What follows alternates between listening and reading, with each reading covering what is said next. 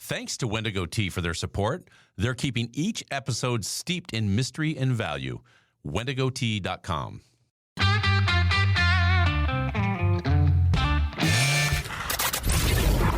Your daily game plan for success. It's Sachs in the Morning. Steve Sachs. Hi, Steve Sachs here with Sachs in the Morning, and today is Tuesday, the 28th of March, and opening day again, just 2 days away on Thursday, the 30th. We're going to have baseball starting up, and it's for all the marbles. Before I came into the studio and started talking about, this season, by the way, we're going to talk about the National League today, as we talked about the American League yesterday. I grabbed me a bit of Wendigo Tea. I went to WendigoTea.com when I first got my orders and looked up the descriptions of one of my favorite teas, the Jackalope Antler White Tea. Can you believe that? Have you ever had that before? Jackalope Antler White Tea. That's what I had. Delicious tea. And you got to go to their website and check out the way that they describe the tea. Check this one out. My antlers taste of fresh cookie dough, vanilla, honey, and fresh green veggies. My aroma is fresh spring flowers, grass, and apricot. So you deserve a hero. You deserve Jackalope. That's a description of the Jackalope Antler White Tea. So go there, WendigoTea.com. Don't forget to put in SAX in the promo code SAX and save 15% on your order. And remember, if you go to saxinthemorning.com, you'll see the tab for Wendigo Tea as well right there on the website. Okay, so while we're talking about National League today, the National League East, I think if you look at number one, the Atlanta Braves, one of the best three, the top three teams in all of baseball. I mean, these guys have got so many good players on their team. They signed a lot of guys to long-term deals. They got one of the best rotations and bullpen necessary to dominate in October. So it's good news for them. And the roster has plenty of experience as well. You throw Matt Olson in there, Austin Riley, Michael Harris II, Sean Murphy, blah, blah, blah, blah. Yeah, this is going to be a stacked team again, and I wouldn't be surprised if they're in the World Series. That's okay, but let's talk about the fun team. Let's talk about the other team that's right on their heels, and that's the New York Mets. Yeah, the Mets are one of these teams that are so much fun to talk about because they're like a soap opera. I mean, starting from their owner, Steve Cohen, one of the richest dudes on the planet. I mean, he's got, as far as baseball goes, this guy's got more money. He can't even count it. He has to weigh it. There's so much of it. And you know what? He will stop at nothing to bring in the best players he can. The Carlos Correa deal fell through because of injuries, but without him, New York is still as good as anybody out there. Their pitching staff is the best in baseball from the rotation to the bullpen. Pete Alonso is an MVP candidate, and Omar Narvaez is certainly an upgrade at catcher.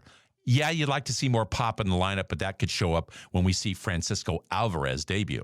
And unfortunately for the Mets, the World Baseball Classic left a devastating blow on this pitching staff just before opening day. Edwin Diaz lost for the season. This New York reliever was the best closer in MLB, and there is simply no effective way to replicate what he does for this New York bullpen. Now, the effects of this might not show up every week, but it will be evident in a 162-game season, especially in October. So stay tuned. We'll see what happens in Dramaland for the Mets. And after that, you know what? The Philadelphia Phillies, they had a great showing last year, going to the World Series. But with Bryce Harper being down, I think that's going to be kind of tough for this team to recuperate. The Miami Marlins, Washington Nationals, they ain't going to be there for them this year. But it's going to be fun in the National League East. In the Central, Cardinals, man, I'll tell you what, this is a very, very good team. Now, the Cardinals have reached the playoffs in 4 consecutive seasons, and their fans haven't had a losing season since 2007. Now, heading into this year, they boast an even better rotation than it had for the majority of last season, with 2 MVP candidates in the lineup and a well-rounded lineup around them. Combine that with the deep farm system, including potential breakout candidate Jordan Walker, and you have a team that can control the National League Central, at least for the next 3 years. The second team behind, the Cardinals, Milwaukee Brewers. I mean, this could be a huge, great winning team, or it could be a bust. In my estimation, they're not headed in the right directions. Corbin Burns is ticked, to say the least. He doesn't see a contract extension on the future. Brandon Woodruff or Willie Adames for their play either. I don't think that they're going to see it. They've got marginal improvements made to the roster, but they look like a fringe playoff team on its final life before its biggest stars are going to Shia and go somewhere else for greener pastures. As far as the Cubs go and the Pittsburgh Pirates, the Cincinnati Reds, no, they're not going to contend. This is going to be a season for the St. Louis Cardinals. Now, as far as the West goes, wow, what a difference a year makes. The San Diego Padres are getting all the attention as far as the National League West.